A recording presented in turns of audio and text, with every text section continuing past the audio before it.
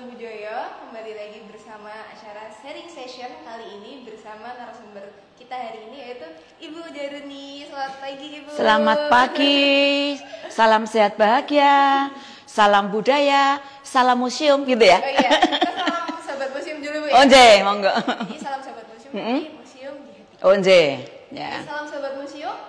Museum di hatiku, ya, di hati kalian juga.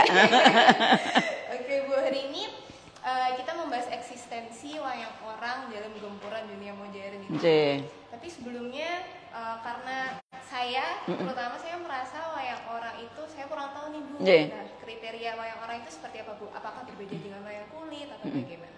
Ya, selamat pagi ya semuanya ya yang ada di Museum Sono Bujoyo cabang Wijilan ya dalam Candra Kiranan ya namanya Anje. Kemudian yang ada di live IG ya. Terima kasih sekali pagi-pagi sudah hadir ngobrol bersama kami. Terima kasih Mbak manggilnya apa ini aku? Dina Bu. Mbak Dina, Mbak Dina.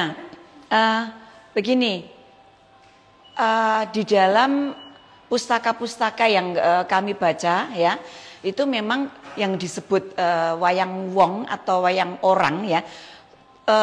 Penyebutannya aja secara terminologi itu kok berbeda ya. Untuk untuk wayang orang itu untuk gaya Surakarta, kemudian wayang wong yang gaya Yogyakarta. Nah, Profesor Sudarsono sudah memberi tanda ya bahwa wayang wong ini ada sebutan dance drama, berarti sebuah drama tari. Artinya menggelar cerita dan konon memang pas sekali kalau tadi Mbak Dina menyatakan urusannya dengan wayang kulit tadi apa nih ya. Nah, jadi wayang wong ini adalah personifikasi dari wayang kulit. Jadi wayang kulit yang dilakukan boneka-bonekanya itu adalah manusia. Nah, filosofinya, cara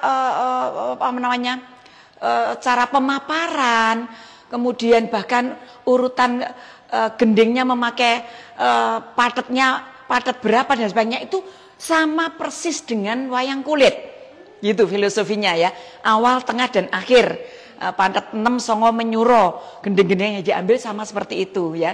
Kisahnya bisa Mahabharata dan Ramayana, tapi kalau dalam wayang kulit Purwa kan lebih populer Mahabharata ya. Di wayang wong ini juga Mahabharata juga Ramayana. Jadi intinya batasannya yang paling simpel adalah wayang wong adalah sebuah drama tari, bercerita, berdialog prosa ya. Di situ ada tembang, ada kondo ya, ada odo-odo dan sebagainya. Yang itu dilakukan wayang-wayangnya itu adalah dilakukan oleh manusia. Nah gitu. Masalah durasi memang menjadi sangat variatif. Kalau kita mengacu pada wayang wong di Keraton Yogyakarta memang benar tadi sebelum kita on air Mbak Dina menyebut bahwa image wayang wong itu adalah di Keraton Jogja. Benar, sebagai sebuah produk seni budaya yang sophisticated, yang sangat canggih, yang sangat kompleks dengan kisah yang bermacam-macam itu memang ada di Keraton Yogyakarta. Dan konon golden age-nya itu di masa HB8. Jadi penampilannya itu bisa 6 hari, 6 malam dengan ratusan gitu ya pemain, bahkan mungkin satu karakter Arjuna bisa ditarikan oleh 4 orang. Ini karakter yang atau wondo ya, ini wondo apa, tapi dia memerankan karakter Arjuna sama. Jadi intinya seperti itu ya. Kata kuncinya adalah drama tari, kemudian memaparkan kisah Mahabharata maupun Ramayana, berdialog prosa ya. Dan ada pengadegannya gitu ya. Mereka juga pakai menari. Biasanya ada dari jogetannya itu dari silo, jengkeng, kemudian sabetan, tayungan, kemudian dia akan pocapan ya atau ontowecono ya atau dialog.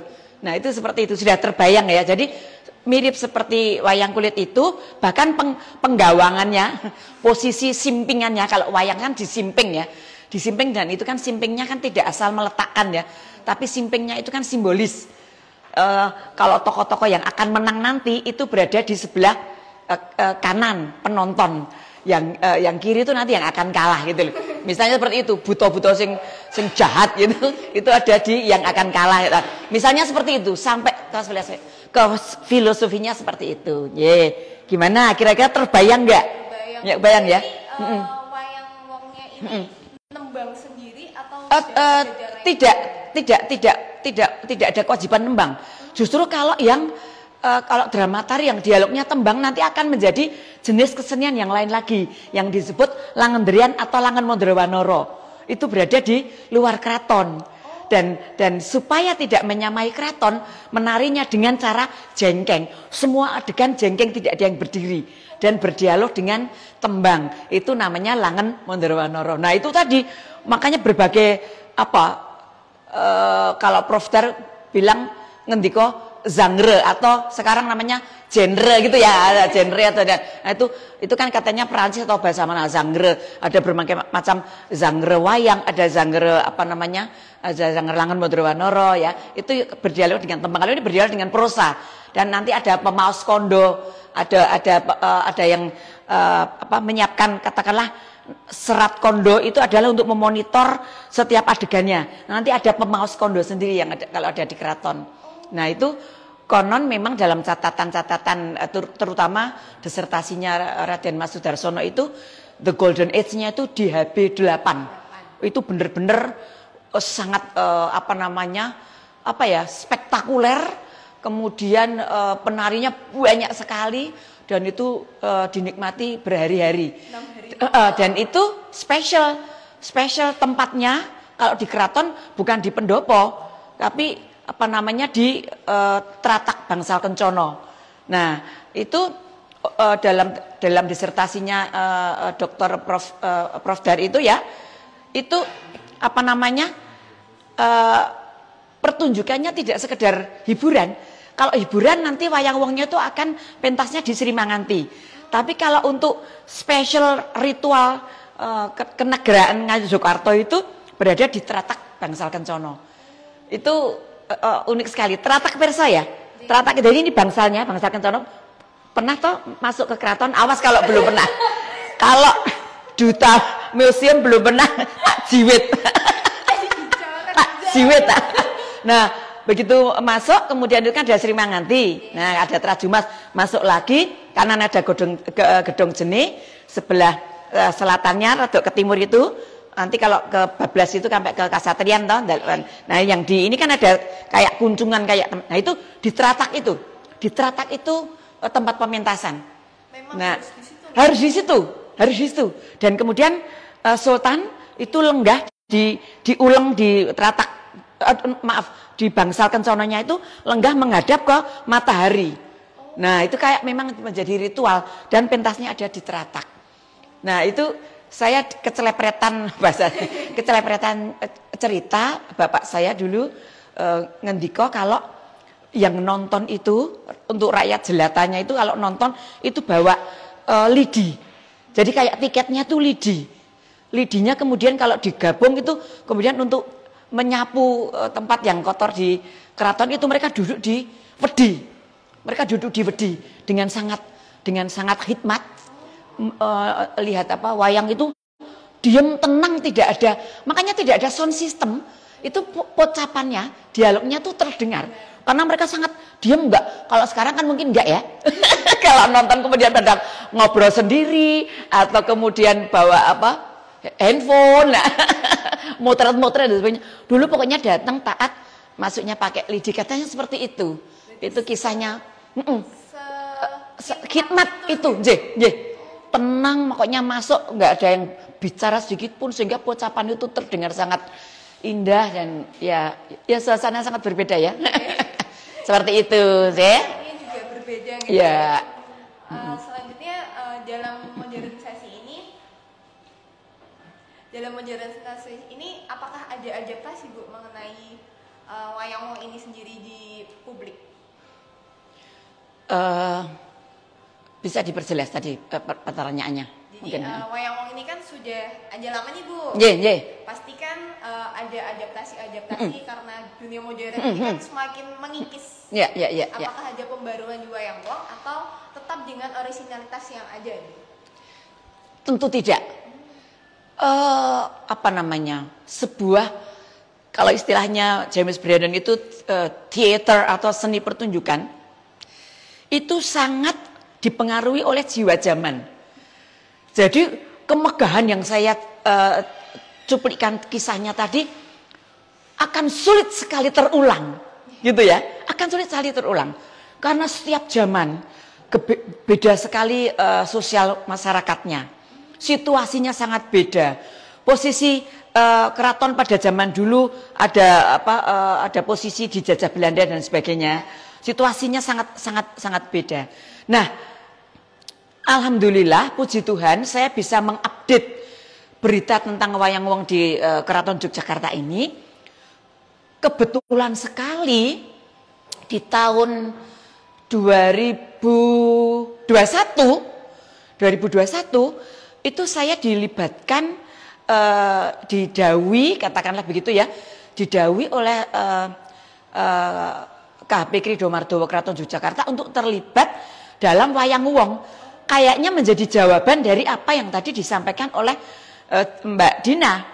Beradaptasi, iya. Jadi kisahnya sangat unik dan keren banget menurut saya. Jadi pada waktu itu di suatu malam, di suatu malam saya didhawuhi di chat gitu oleh Kanjeng Noto untuk pakai bahasa Bu Guru gitu ya. Bu Guru, ini tadi kami baru saja selesai rapat pemucal keraton. Intinya Bu Guru, kami mohon untuk Bu Guru membuatkan tarian jogetan raseksi untuk kebutuhan pementasan wayang wong. Saya tidak bicara apa-apa. Oh, kapan gimana? Enggak, saya hanya sendika dawuh. Pada waktu itu malam hari. Kemudian saya merenung, kok saya yang didhawuhi ya. Kemudian saya flashback ke belakang. Ternyata memang saya sejak dulu itu image-nya adalah penari raseksi. Dalam wayang Golek Menak, saya ikut penyempurnaan wayang Golek Menak zaman Hamengkubuwono ke-9 ya, di tahun 88 kita sejak 88 kemudian sampai pementasan 89 itu kita berproses, itu saya didhawuhi membuat motif raseksi di wayang Menak. Nah, kemudian tadi saya menyebutkan juga di Langan Bendrawanara, saya juga jadi raseksi, biasanya jadi adiknya Rahwono, namanya Sarpo Kenoko, itu juga buta wedok. Nah, dalam wayang topeng yang 2015 lalu, kami bersama putri-putri Sultan ke Tokyo dan ke Osaka dan Kobe, itu 30 tahun Sister City, kota Yogyakarta ke Kyoto, itu juga pementasan wayang topeng, saya juga jadi raseksi. Berkali-kali ternyata raseksi. Itu ternyata raseksi itu amberkai, karena kemudian sampai sekarang kemudian saya didhawuhi itu ternyata kemudian prosesnya adalah Keraton Jogja membuat sebuah kisah lakon wayang baru di mana di situ ada kerajaan raseksi. Ada rajanya, ada patihnya, ada pasukan. Itu menurut saya keren banget. Selama ini belum pernah ada. Saya ikut terlibat dalam pentas wayang wong zaman HB9 di Keraton itu berhenti di tahun 1984, 85. Pasti belum lahir. Belum, Bu. Saya menari itu masih ngerso dalam Sinuwun ke-9. Itu memang ada ritual pementasan wayang wong ya, untuk tinggalan jumenengan itu pasti wayang wong. Kalau ngerso dalam nggak bisa rawuh, nggak lenggah, itu ada foto besar sekali untuk mewakili kehadiran eksistensi ini. Itu pentasnya di pagelaran. Jadi kalau tadi ada berita HB8 pentasnya di Teratak Bangsal Kencono, kalau HB9 pentasnya di pagelaran. dengan di atas panggung itu, dan saya terlibat di situ sebagai biodo bertahun-tahun itu pakai proses yang bermacam-macam. Nah, kalau saya bersyukur sekali mengalami bagaimana ikut menari dalam pementasan wayang wong yang tradisional yang konvensional pada zaman HB9 ya, pengagengnya Gusti Yudhaningrat putranya Sultan ke-9. Nah, di HB10 ini saya sangat bersyukur sekali, ternyata ada tadi yang disebut beradaptasi dengan dunia masa kini. Jadi ini keren sekali menteri-menteri di Keraton Jogja. Menteri-menterinya ada Gusti Mangkubumi, ada Gusti Condro, ada Gusti Hayu ya, Gusti Maduretno dan Gusti Bendoro itu keren sekali bagaimana mengelola, memanage menjadi menterinya Ngersot Dalem ini, dan Gusti Hayu bekerja sama sangat kompak dengan pengageng Kridho Mardawa, KHP Kridho Mardawa, yaitu Kanjeng Pangeran Notonegoro. Ini keren sekali. Kemudian beradaptasi, membuat lakon gebrakan di mana menurut saya, menurut kacamata saya itu gender approach, gitu loh. Gender approach menurut saya, karena kemudian saya didhawuhi membuat motif-motif rasaksi yang kemudian saya bijeke gitu ya, saya bijeke di depan para pemucal waktu itu, jeng Angela Nuryastuti, jeng Retaningsih, kemudian jeng Istuk ya, kemudian dilihat Kanjeng Suryo juga dibenahi sana sini, kemudian jadilah kita membuat dari jogetan dari silo, jogetan dari wayang wong tadi kan memang prinsipnya modalnya itu, semua penari itu modalnya itu harus ada sembahan silo, sembahan jengkeng, kemudian katakanlah sabetan gitu ya, kalau ini ya panggel gitu, kemudian bagaimana dia tayungan ya, bagaimana dia bersikap, kalau bersuara seperti apa dan sebagainya itu. Jadi kami kemudian sangat cepat prosesnya, kita di video dengan model Jeng Angela Nuryastuti, kita sebar di IG, di YouTube. Monggo siapa yang pengen jadi pasukan prajurit raseksi, bolo raseksi, boleh ikut audisi. Terjadilah 61 gadis-gadis cantik itu kepengen jadi raseksi. Ini menurut saya keren. Zaman dulu kan raseksinya kayak gini semua nih, jebemblek. Tetapi ternyata di hari audiens, seleksi gitu seleksi, ya di Kasatrian, saya didhawuhi Kanjeng Noto, Bu Guru besok Bu Guru kan jadi patihnya, Bu Guru yang akan memilih bolo raseksi prajuritnya tuh yang kriteria seperti apa, monggo dipilih sendiri, dan saya dibantu beberapa pemucal itu untuk memilih 61 yang ingin jadi raseksi itu. Kita ambil yang benar-benar ngerasekseni, itu adalah 12, yang lainnya tetap saya ambil, tetapi dia kemudian saya pikir dia menari dengan bagus, tetapi kan karakter raseksinya mungkin kurang dapat, nggak apa-apa nanti untuk biodo atau nanti untuk jadi bidadari di adegan-adegan kayangan, di adegan Bathara Guru dan sebagainya. Itu yang terjadilah kemudian di 2021 itu sesungguhnya perencanaannya sudah 2020. Tapi ketika sudah mulai proses, bahkan sudah buat kaos bolo raseksi, kita latihannya di Pangurahan, ternyata pandemi datang dan kita harus udah berhenti gitu ya. Nah 2021 alhamdulillah puji Tuhan terjadilah pentas dengan kisah Pendowo Mobisiko. Itu sebuah kisah baru belum pernah dipentaskan, dan itu reaksinya keren sekali. Ternyata keraton mampu katakanlah merevitalisasi dengan cara yang keren, dengan memasukkan hal-hal yang baru, termasuk bagaimana dulunya belum pernah ada kerajaan raseksi, ada bolo raseksi, dan tidak pernah ada. Dan ini keren sekali, sampai kemudian akhirnya dipentaskan lewat YouTube ya, itu di bulan lupa saya, Maret kalau nggak salah ya, Maret ya, pokoknya kan itu pas rangkaian Tinggalan Jumenengan, Maret April sekitar itu, Tinggalan Jumenengan, Maret ya, diputar di Maret. Nah kemudian panitia International Mass Festival itu Mersani live streamingnya itu, kemudian dia WA saya, Jeng, mungkinkah potongan dari Bolora Seksi Kerajaan Parangwiduri ini itu untuk tampilan di International Mass Festival di bulan Juninya. Saya bilang gitu, saya bilang mimpikah saya, dia bilang ngimpi ora iki jeng nek kuwi iki nganti bentar. Enggak ada yang mustahil kalau Allah berkarya, saya bilang gitu. Saya nanti matur Kanjeng Noto bahwa panitia International Mass Festival menginginkan ini terjadilah dengan cara yang sangat cepat. Ada TOR, ada invitation, baik WA dulu maupun kemudian fisik suratnya saya aturkan Kanjeng Noto. Dan pengennya International Mass Festival waktu itu kan kita jadi agul-agulan, kita jadi kan gitu, itu pentasnya kan hybrid, ada yang luring, ada yang daring. Mereka menginginkan kita itu daring, luring, kemudian kita bawa gamelan, bawa bawa pengrawit, bawa tapi Kanjeng Noto sebagai pengageng Awadan dan Ageng Kriro Martowo boten kelilan. Saya kira lebih aman kalau kita daring saja. Jadi kita rekam di Sri Manganti, kemudian kita kirim. Akhirnya seperti itu, dan kita keraton bisa berkontribusi, bisa mengikuti International Mass Festival dengan pasukan Bolora Seksi yang berikan adaptasi dan inovasi dari cara baru pementasan.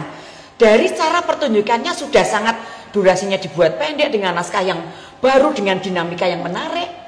Kemudian dengan apa? Dengan platform YouTube. Dengan apa yang lain. Ini kan sudah langkah maju dari Polsek Keraton Yogyakarta di dalam mengelola seni pertunjukan tradisional yang image-nya jadul, nggak ada penontonnya. Tradisional.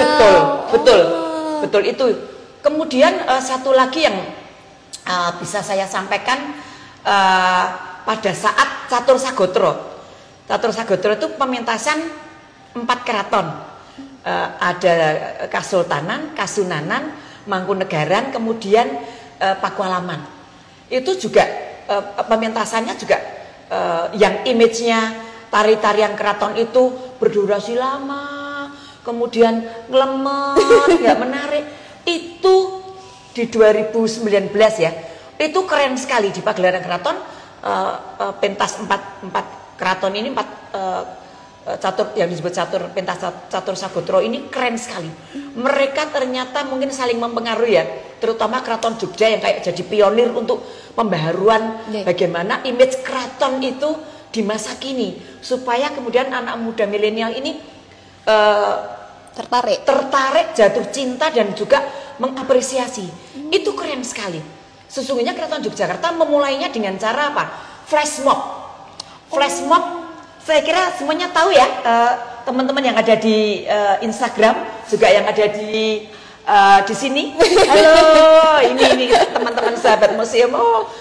Tentu melihat bagaimana anak muda keren, milenial, kece, pakai celana jeans, sepatunya keren, pakai t-shirt, menari Wanoro ya di Malioboro. Flash mob itu adalah salah satu promosi akan terjadinya pementasan Catur Sagotro, di mana wayang wongnya ini melibatkan banyak pemeran monyet yang kece, yang disebut kapi-kapi itu.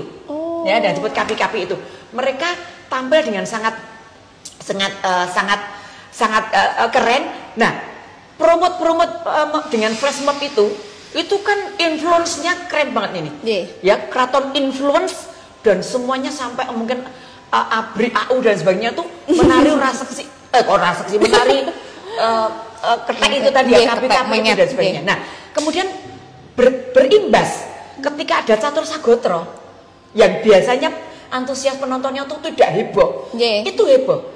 Saya datang 5:30 atau jam 6 di pagelaran waktu itu, sudah penuh orang. Loh, mengagetkan yang terjadi yang sangat signifikan. Dulu tidak seperti ini. Kalau orang nonton kesenian tradisional itu yang nonton ya yang tua-tua gitu loh, tua-tua gitu ya, seperti saya. Masih muda, Bu. Tapi ternyata itu muda-muda, dan manajemen penontonnya itu keren. Begitu masuk ngisi administrasi, kemudian dikasih flyer atau leaflet itu. Kemudian di situ ada apa namanya stiker. Stiker itu ada kapi yang nanti kita akan foto sama kapi itu. Itu kan manajemen keren toh. Pemasaran sama Gus Ayu kan keren banget ini. Kemudian ada foto booth. Jadi setelah pentas tuh mereka bisa foto dengan para kapi ini, kan keren banget, yang dulunya nggak pernah terjadi. Nah, dengan gegap gempitanya penonton yang kayak gitu tuh, wah, sampai mungkin manggil para penarinya ini, penari idola mereka. Ada Mohan, ada Seto, ada siapa Bambang, ada siapa yang para penari kapi ini. Ini nggak pernah terjadi. Dan itu sesungguhnya pernah puluhan tahun lalu pernah saya sampaikan kepada Mas Jaduk almarhum. Saya bilang, Mas, kapan ya seniman tradisional, seniwati tradisional itu dihargai seperti artis internasional gitu ya. Michael Jackson gitu kan. Nah, itu dikeplokin ada Mbak, kasihlah, atau saya baru naik panggung mungkin Mbak, Bu Uni. Itu ya. Ternyata mimpi terjadi. Pada pentas Catur Kadro itu penonton mengeluhkan para penari. Itu keren sekali. Saya kira tadi sudah terjawab bahwa keraton sudah melakukan itu. Wayang yang dulunya seperti apa, image-nya kemudian dibangkitkan lagi dengan cara-cara yang baru, dengan cara-cara yang cerdas, yang sangat bisa berkomunikasi kepada masyarakat, gitu ya. Panjang banget ya. Mantap, Bu. Pengemasannya juga ternyata menjadi modern.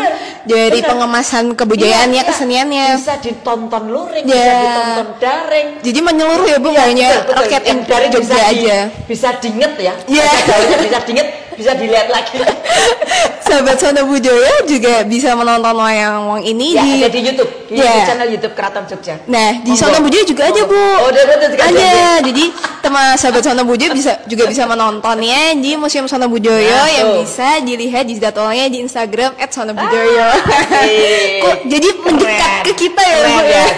Bisa merasakan apa yang tadi saya katakan orang yang terlibat.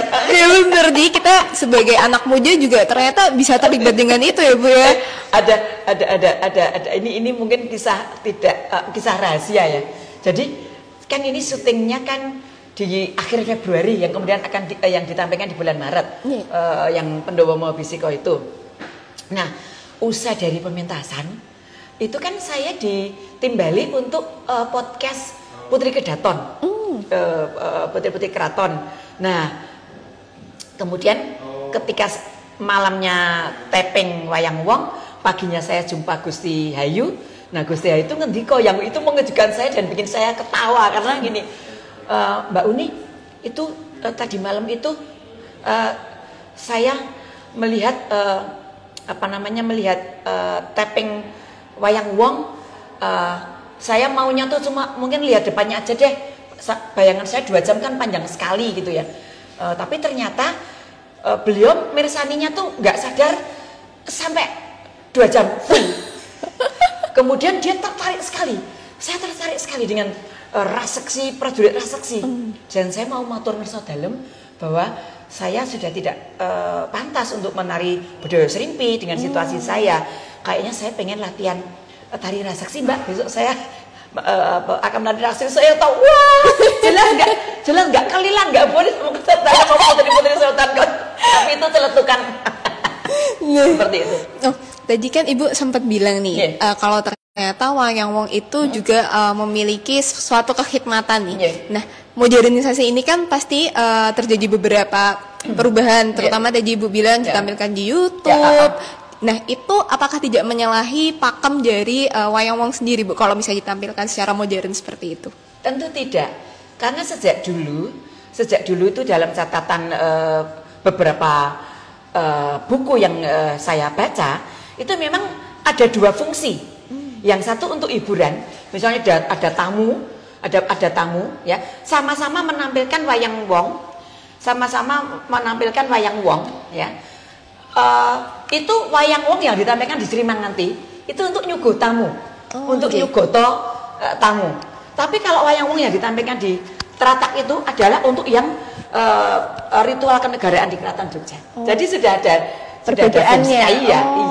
Ya kami juga yang di Srimangati kan itu tidak untuk kemudian itu agama seperti itu. Berarti sekarang juga Mas Wayang Wong itu masih menjadi tradisi yang ya eksklusif ya kalau misalnya tampilkan di tempat khusus itu. Jadi sekarang beberapa tahun ini Keraton Jogja sedang mengaktifkan menampilkan Wayang Wong yang sebelumnya itu tidur lama dan sekarang dibangkitkan dengan cara yang lebih modern, dengan cara yang lebih menyenangkan, dengan cara yang lebih atraktif seperti itu ya. Tapi tidak kemudian tidak ditampilkan lagi di teratak yang pada masa sampai AB 8 seperti itu. Oh, jadi pembaruan ini ternyata Sobat Sono Budoyo tidak merusak pakem dari Wayang Wong ini sendiri karena tetap ada kondom, tetap ada ini itu item-item apa istilahnya butir-butir aspek-aspek yang apa namanya yang itu menunjukkan bahwa ini adalah jenis Wayang Wong itu tidak hilang, tapi hanya cara penyajiannya saja dan tidak untuk upacara. Tidak terusik Sahabat Sono Budoyo ya. Jadi justru ini malah keren banget, bisa diapresiasi oleh teman-teman semua. Jadi merasa dekat nggak? Iya, jadi kayak tidak sekedar bersifat rekonstruktif saja, tapi kemudian ada hal baru yang bisa apa namanya dalam tanda petik bisa ditambahkan gitu ya, tambahkan yang membuat lebih menarik seperti itu. Lalu nih Bu, kan Wayang Wong ini sebagai bentuk gambaran dari wayang kulit ini. Nah, apakah semua dari cerita dari wayang kulit ini bisa diangkat pada Wayang Wong atau hanya beberapa cerita saja yang biasanya diangkat? Kebetulan apa namanya tidak semua kisah di dalam wayang kulit atau lakon dalam wayang kulit itu tuh menarik untuk disajikan di Wayang Wong. Tetapi sangat mungkin kisah yang ada di wayang kulit kemudian ditampilkan itu bisa saja. Tetapi memang kan penampilannya menjadi berbeda. Apa namanya? Kayak cita rasa para seniman Wayang Wong sendiri kan juga punya estetika atau punya kreativitas atau punya idealisme di dalam menyajikan lakon yang secara literer, secara sastra itu menarik. Itu ada juga yang sifatnya bagus sekali kalau dibaca atau bagus sekali kalau ditampilkan dimainkan oleh boneka wayang. Tapi kadang-kadang belum tentu menarik kalau itu diorangkan. Seperti itu. Sesungguhnya bisa saja setiap ini, tetapi kebetulan ada hal yang populer di apa namanya di wayang Wong sama populernya di wayang kulit. Kadang-kadang di wayang kulit sangat populer, di sini juga kadang-kadang tidak. Misalnya seperti itu. Jadi juga ada cerita gitu. Biasanya kalau di wayang Wong menurut catatan saya yang saya lihat itu misalnya hero-heronya itu biasanya kan Gatotkaca, Arjuna ya atau mungkin Abimanyu atau siapa, ini sangat-sangat populer. Jarang sekali kemudian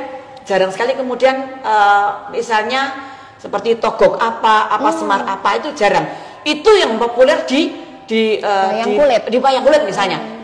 Belum tentu, tapi selalu bisa, tetapi masing-masing memiliki pemikiran, pertimbangan dan daya tarik masing-masing untuk menganalisis secara sastra, kemudian diterjemahkan ke wayang kulit, kemudian diterjemahkan lagi atau di breakdown lagi di Wayang Wong seperti itu. Jadi memang wayang kulit dan wayang Wong ini saling mengisi ya Bu. Betul. Ada yang populernya di wayang kulit atau bahkan bisa jualah populernya di wayang Wong. Dan Bu, kalau melihat ini kan Ibu sebagai pengajar di ISI Yogyakarta juga ini pasti dekat dengan anak muda ini. Antusiasnya anak muda ini gimana sih Bu untuk belajar? Karena kan untuk melawan gempuran modernisasi ini tentunya juga dibarengi dengan ketertarikannya anak muda untuk mengenal budaya wayang Wong ini sendiri Bu. Bagaimana kalau misalnya anak muda Bu? Kalau saya lihat sekarang perkembangannya keren banget. Minimal saya lihat mereka datang nonton. Itu sudah keren. Datang nonton artinya ada keingintahuan ya, curious untuk melihat. Ini pusaka budaya milik budaya Jawa dan Indonesia, ini keren banget. Saya kepengen nonton. Nah, dari terus mengapresiasi, menonton, kemudian ingin melakukan. Saya sering sekali di DM, di chat, kalau latihan nari di mana toh? Apakah saya boleh toh ikut nari di keraton? Itu sering sekali pada, oh ya semua punya aturan masing-masing, saya bilang gitu. Monggo ada kursus tari klasik ini banyak sekali, ada di Siswa Omong Bekso, ada di Pamulangan Bekso Ngayogyakarta, ada di Irama Citra, ada di mana lagi Surya Kencono, ada di macam-macam. Kalau serius sekali formal ada di SMKI ya, ada kemudian kalau di tingkat perguruan tinggi ada di jurusan tari isi dan sebagainya. Mereka tahapnya macam-macam. Ada yang mengapresiasi, saya pokoknya senengnya cuma nonton kok Bu, tapi saya nonton terus kayak kecanduan gitu ya. Itu. Tapi saya kemudian ada yang lama-lama nonton kemudian ingin menjadi apa namanya penari. Dan bahkan kemudian dengan apa namanya keterbukaan dari KHP Krido Mardawa di Keraton Jogja itu membuka semua orang, monggo silahkan latihan di keraton, tapi nggak boleh kalau dari nol. Ya nggak bisa dong kalau dari nol. Kalian harus punya modal dulu, sanggup dulu di organisasi di mana. Mungkin juga mahasiswa saya juga kadang-kadang tidak punya materi untuk masuk ke keraton, diajari dulu sama, kadang-kadang ada teman saya yang sangat serius greteh menangani itu, ada Ibu Jiu itu pengajar tari Jogja itu, kowe nek arep mlebu keraton tak ajari sih. Ya, istilahnya ada tarian-tarian untuk dasaran itu, ya, untuk basic itu diajari dulu, nanti baru kamu boleh naik ke kasatrian. Tapi saya lihat animonya tinggi, bertambah dan iya menyenangkan. Ini yang saya kira apa usaha-usaha keraton dengan adanya flash mob, dengan adanya apa namanya itu yang uyon-uyon ya, uyon-uyon yang tiap 35 hari sekali, yang sebelum masa pandemi itu keraton sudah melakukan dengan cara live streaming, ya kita hadir, ada yang hadir, ada yang kemudian nonton itu malah sebelum pandemi loh. Jadi ketika pandemi udah nggak kaget keraton itu karena sudah sering melakukan yang YouTube live streaming itu berpengaruh. Mereka kemudian sangat ingin rasanya bagaimana toh masuk ke keraton dengan busana Jawa dan sebagainya gitu ya. Itu keren sekali dan sikap-sikap keraton untuk welcome itu mempengaruhi. Saya pernah dengar apa yang dikatakan dingendikake Gusti Hayu ya, kami mau mengikis pelan-pelan Mbak Uni image keraton yang dalam tanda petik gelap, misterius, kayaknya akeh demite. Anak muda nggak boleh datang, nggak boleh ini, mau dikikis pelan-pelan. Mari anak muda datang ke keraton, mau meneliti, mau melakukan apa-apa, monggo. Keraton ini milik kita bersama, pusaka budaya yang perlu dilestarikan, dihormati, dihargai dengan karya seni pertunjukan maupun karya-karya arsitek dan karya-karya yang lain ya. Itu mari silakan hadir. Jadi pelan-pelan dengan cara seperti itu nanti anak muda akan datang dan melihat, aduh keren sekali arsitekturnya.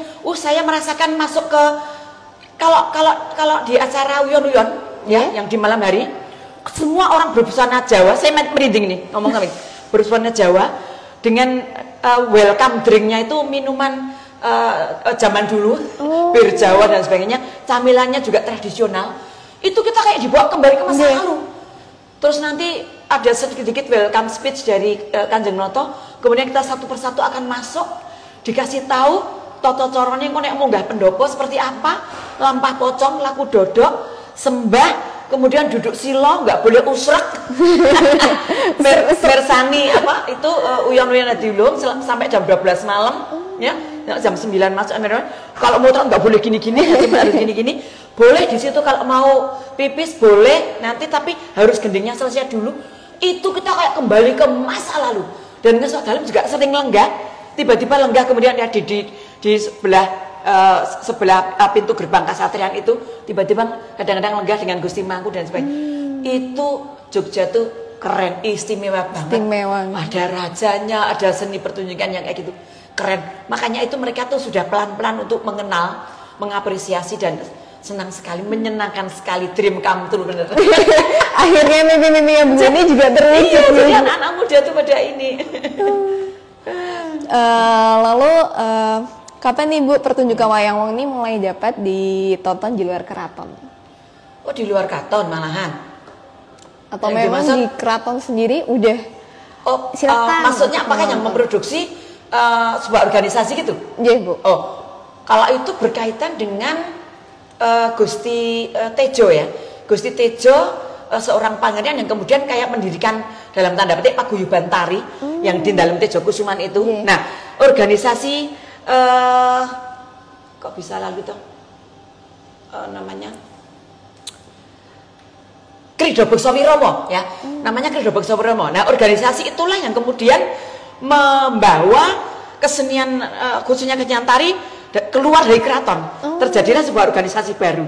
Nah, di situ kemudian dari tahun ke tahun kemudian muncullah pelatihan tari di dalam Pujo Kusuman dengan Romo Sas itu. Jadi ada Pujo Kusuman, ada Tejo Kusuman ya, Gusti Pujo sama Gusti Tejo. Kemudian di dalam Suryo itu Romo Yuan bersama putra-putra dan sebagainya. Dan sebagainya itulah yang kemudian organisasi tari di luar keraton bisa kemudian membuat karya wayang wong dengan pakem yang berbeda. Dengan yang berbeda, tapi tentu induknya tetap kaidah-kaidahnya mengikuti keraton. Nah, seperti itu. Sekali. Tapi memang ketika kita mengetahui tentang hal baru, itu membuat semangat sendiri ya Bu ya. Iya. Antara semangat ingin menonton terus, semangat ingin menjadi lakonnya itu untuk bisa menari. Betul. Dan tarian boleh dikatakan tarian klasik atau seni pertunjukan wayang wong ini memang keren sekali ya. Di situ kan memang ada acting yang tidak terlalu ini beda dengan teater balet istilahnya. Tapi kita bisa lihat karakteristik aneka macam itu tadi, bahwa sesama penari yang alus misalnya Adipati Karno dengan Arjuno ini beda. Yang Arjuno sangat luluh, sangat apa namanya, kalau luruh ya, sangat luruh dengan nada bicara yang punya aturan, 6 ageng dan sebagainya, gitu ya.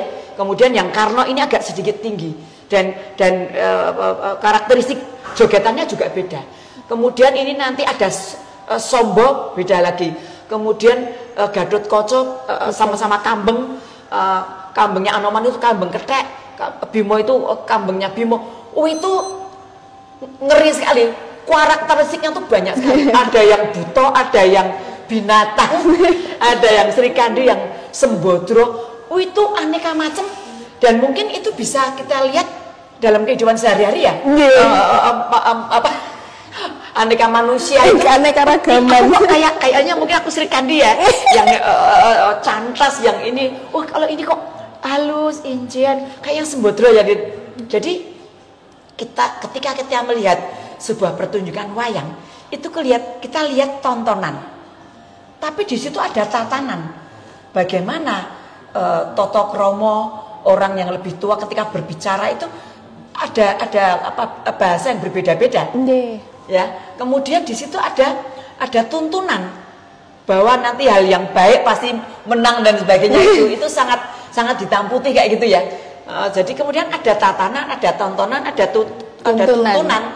Nah, itu keren sekali. Itu kita dapatkan di dalam wayang wong. Di samping ada secara visual indah, secara auditif gending-gending yang disajikan juga keren. Ini ensemble yang keren banget untuk oleh karena itu pantas sekali kalau ini disebut pusaka budaya ya. Karena memang di tempat lain kayaknya nggak ada. Kalau menurut catatan Prof. Dar dan juga catatan James Brandon dalam Theater in Southeast Asia, itu memang di Thailand juga ada sejenis kayak boneka wayang kemudian diorangkan, itu juga ada. Tapi kita mungkin lebih kompleks ya. Paketnya lebih lengkap kita Bu. Dan juga wayang ternyata menjadi interpretasi dari manusia itu sendiri. Kalau tadi Ibu sampaikan. Dan untuk sahabat Sono Bujo ini juga jangan lupa di Sono Bujo juga ada latihan tari dan gamelan Bu. Dari hari Selasa sampai hari Minggu. Jadi sahabat museum harus ikut loh. Bayar apa free nih? Oh, bayarnya hanya dengan tiket masuk Sono Budoyo yang murah meriah, Bu. Kapan lagi? Keren. Makasih sekali loh yang sudah mendengarkan. Semoga nggak jelek dan nggak ngantuk ya. Nggak mungkin, Bu. Ya. Jadi Dina yang cantik jelita masa. Jadi jangan lupa untuk, jadi kita di Museum Sono Budoyo ini bisa latihan menari, latihan gamelan. Keren. Lalu di malam harinya ada pertunjukan hari apa itu? Kalau latihan tari dan gamelan di hari Selasa sampai Minggu, Bu. Selasa sampai Minggu, keren. Jam berapa? Jam 3 sampai jam 5 sore. Di Sono Budoyo yang mana? Oh maaf, tadi ternyata jam 1 sampai jam 3. Sampai jam 3. Nah, Unit, di mana Sono Budoyo yang mana nih? Sono Budoyo unit 1, Bu. Unit 1. Yang menghadap ke alun-alun utara. Lalu ada pertunjukan. Ayo. Daftar nih, harus. Pertunjukannya juga ada pagelaran wayang wong, ada pagelaran wayang topeng, dan juga pagelaran wayang kulit, Bu. Oh, keren. Jadi semuanya bisa Sono teman-teman Budoyo tonton.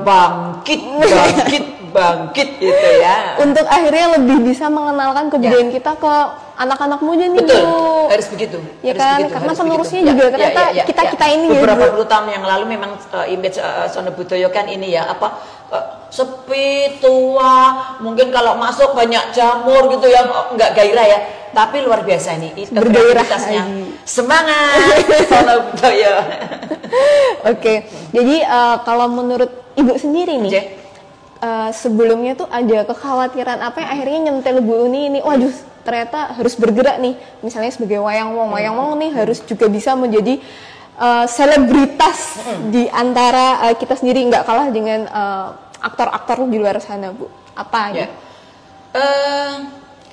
Saya pribadi bersyukur sekali pernah terlibat menjadi penari wayang wong pada puluhan tahun yang lalu ya, sejak saya masih mahasiswa dan sudah belajar menari sejak di konservatori tari itu sangat bersyukur ya, dan ternyata sampai usia yang segini masih dapat dawuh itu menurut saya anugerah luar biasa, keren banget, dan saya sangat bersyukur meskipun pada waktu itu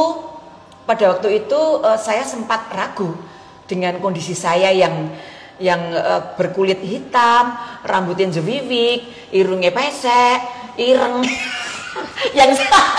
yang sama sekali pada waktu itu tuh ketika masuk ke sekolah tari itu agak aduh ini salah nih aku di jurusan tari di sekolah tari, karena memang waktu itu kayaknya yang dipilih itu kan yang berambut panjang, putih, langsing gitu loh, cantik kayak gitu deh. Tetapi itu tadi yang saya bilang, puluhan tahun saya mendapatkan peran-peran yang unusual tadi, kayak masih jadi raseksi, di wayang topeng juga raseksi, wayang menak raseksi, wayang uang raseksi, di segala macam di kisah Mahabharata raseksi, Ramayana raseksi. Ini ternyata bawa berkah dan menjadi kebanggaan saya kelak di kemudian hari seperti ini. Ternyata menjadi pemain wayang uwong ini suatu yang membanggakan, ya toh, terlebih di Keraton Jogja. Nah, tidak berhenti sampai pada bangga, saya harus berbagi. Nah, maka saya selalu mengadakan penelitian dan juga mengadakan pelatihan di sebuah organisasi tari baik di desa maupun di kota. Ya, saya di 2004 saya penelitian di Tutup Misor, ya, ada wayang wong menak, ada di Sleman itu ada wayang wong, kemudian ada Langen Mondrowanoro, opera Jawa yang tadi saya bilang itu di Dusun Sembungan, ya, yang sampai sekarang masih keep in touch, itu yang agak dekat lokasinya yang di Sembungan. Kalau yang di Tutup Misor saya sudah jarang ke sana, tapi saya punya rasa tanggung jawab bahwa saya minimal saya mencatatkan lah bahwa di Tutup Misor di lereng Gunung Merapi itu ada sebuah paguyuban Cipto Budoyo di mana dia mengelola seni pertunjukan wayang menak maupun wayang wong itu dengan cara yang sangat keren. Istilahnya orang ngenteni, orang nunggu ditanggap, tetapi berinisiatif sendiri untuk kemudian melakukan pementasan. Dan ada pementasan unik yang wayang menak itu ada adegan tidak boleh kalau ada adegan apa namanya perang atau sebagainya, tidak boleh ada adegan pembunuhan. Kekerasan tidak ada di situ, dan itu dia pegang. Itu kan keren tuh. Beberapa waktu yang lalu saya sempat ketemu Pak Sitras Anjilin yang dia adalah pionir dan pengelola Cipto Budaya di Tutup Ngisor, itu juga masih memegang bahwa benar-benar wayang ini untuk kebaikan, untuk apa namanya budi-budi yang baik melalui karya seni itu. Jangan hanya dikatakan bahwa wayang wong ini kemudian hanya performing art, tetapi ini bisa menjadi media apapun, termasuk bagaimana kemudian apa namanya pembinaan saya terus menerus di Dusun Sembungan juga tidak saya tinggal sejak 2004 itu mengajak mahasiswa untuk penelitian. Setelah itu kemudian pasca gempa saya merekonstruksi lagi dengan mencari beasiswa unggulan. Saya merekonstruksi lagi, artinya ternyata seni pertunjukan ini bisa untuk kegiatan kemanusiaan. Bagaimana menghibur pasca gempa itu mereka saya ajak dalam tanda petik jogetan, karena kamu di sini ada potensi seni, tolong kamu menari untuk kebahagiaan kamu gitu loh. Komunitas di Sembungan itu, kemudian saya mengadakan penyuluhan untuk pembinaan wilayah seni dan sebagainya. Kemudian saya mengajak mahasiswa untuk berperan di sana, ikut menari, berkolaborasi dengan masyarakat. Jadi masyarakat melihat bagaimana mahasiswa menari, mahasiswa yang akademisi katakanlah begitu melihat para masyarakat desa ini menari seperti apa dengan estetika yang khusus, tidak ada jelek dan baik, tetapi punya estetika masing-masing dan mereka di atas panggung bekerja bersama-sama.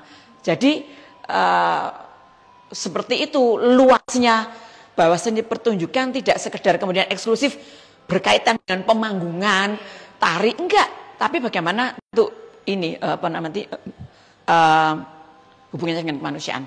Oh, berarti wayang wong ini ternyata juga menjadi sarana untuk akhirnya masyarakat kembali ya Bu? Betul.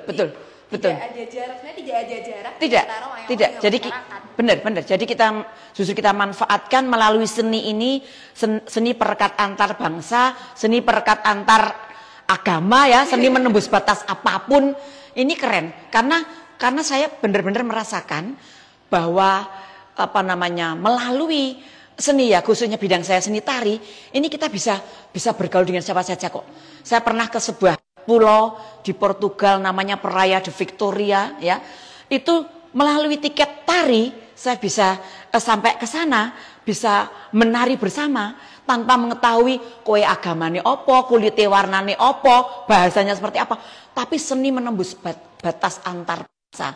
Tentu saja kalau di Indonesia juga sangat penting ya menembus antar bangsa, moderasi beragama melalui karya-karya seni seperti itu tuh keren sekali, termasuk wayang wong.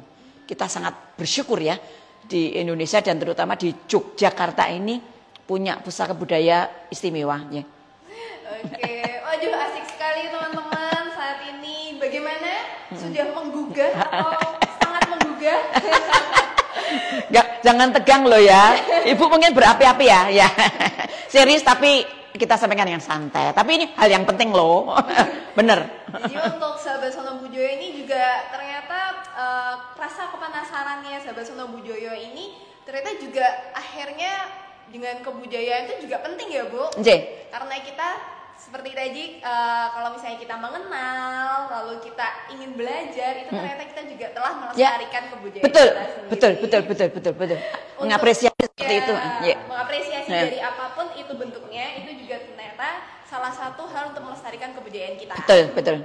Boleh nih Bu kata-kata nih untuk sahabat Sono Bujoyo ini tentang kebudayaan wayang wong atau kebudayaan kesenian yang lainnya agar terus teman-teman ini lestarikan. Sahabat Sono Bujoyo semuanya, yang muda maupun yang tua, tetap berdaya, tetap berbudaya, mengapresiasi pusaka budaya apapun itu yang ada di Yogyakarta, yang ada di Indonesia, diapresiasi. Gak harus terjun langsung ya, tapi kalau yang punya talenta, punya kemampuan, monggo bisa terjun langsung, terlibat. Yang tidak mengapresiasi datang menonton, melihat, nonton live oke, nonton dalam bentuk rekaman juga oke. Salam budaya, salam museum. Gimana? Museum di hatiku. Nah. Oke, tanpa mengurangi keasyikan ini saya juga ingin mengingatkan untuk mengunjungi Museum Sono Budoyo di sebelah ini ya, sebelah mana Bu? Selatan alun-alun utara nggih Bu nggih? Utara. Di utara. Utara. Ya, utara. Ya. Dan juga teman-teman juga bisa dengan melakukan latihan menari, latihan gamelan di Museum Sono Budoyo dari hari Selasa hingga hari Minggu pukul 1 siang. Lalu juga aja nih Bu, pertunjukan tadi yang sudah saya sampaikan, ada pertunjukan wayang kulit, pertunjukan wayang orang, dan juga pertunjukan wayang topeng Panji. Sip. Oke. Sip. Keren. Ayo manfaatkan buruan daftar. Bener. Olahraga ya, Japanese body language ya. Terima kasih Bu Nis, sama-sama. Inje, sama-sama. Terima kasih Museum Sono Budoyo. Jangan lupa follow IG Museum Sono Budoyo ya, dan follow IG Uni Yuta. Follow IG Uni juga. Oh, ada juga Uni Yuta. Ya, Uni Yuta. Terima kasih. Salam museum. Ya tikus, salam budaya.